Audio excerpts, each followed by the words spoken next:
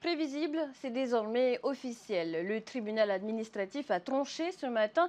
La réforme des rythmes scolaires adoptée en 2024 est annulée, mais à compter du 7 juillet pour éviter des conséquences trop lourdes. Le gouvernement a 2 mois pour revoir sa copie et respecter les procédures, notamment la consultation du comité technique paritaire. Explication de Hirihote Ariki et Samtei Naure. Souvenez-vous, la réforme des rythmes scolaires avait bousculé les habitudes des familles, du personnel éducatif et du monde périscolaire. Sans surprise, le tribunal administratif vient de l'annuler et sera officiellement suspendu le 7 juillet. La raison, le comité technique paritaire n'avait pas été consulté et aurait dû l'être. Le 15 avril, le ministre de l'Éducation s'attendait déjà à une telle décision.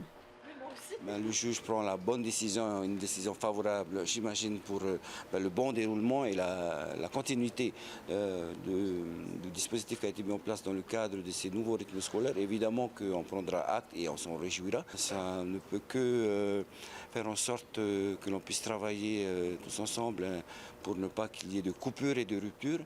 Le syndicat de la fonction publique est à l'origine de la saisine du tribunal administratif. Au-delà de la question des rythmes scolaires, il appelle à une réforme globale du système éducatif. On a 30% de population sans diplôme. Où est le succès du système de l'éducation confié à l'État ? Donc soit le gouvernement, il assume un moment de reprendre en main les compétences et de permettre en fait à ce que tout le système soit fait dans l'intérêt des Polynésiens par des Polynésiens, soit comme Floss en 1995, il redonne la compétence de l'éducation à l'État. La décision s'appliquant le 7 juillet, pas de changement pour l'année en cours. Avant la rentrée d'août 2025, le gouvernement aura eu le temps de réunir le comité technique paritaire pour maintenir les rythmes mis en place.